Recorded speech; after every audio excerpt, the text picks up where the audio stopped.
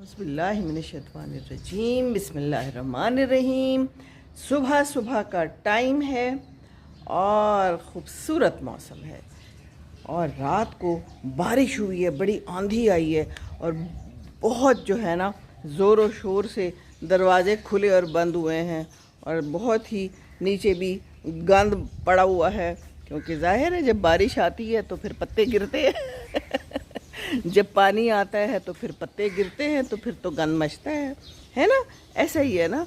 तो बस यहाँ पर भी पानी आ गया और हवा आ गई और उसने मचा दिया गंद। तो कोई बात नहीं, ये तो होता ही रहता है। तो ज़िंदगी के साथ गंद भी शामिल ही शामिल है। तो मैं जा रही हूँ इस वक्त वॉक पे। इस वक्त क्या टाइम है? इस वक्त 6:24 हो गए।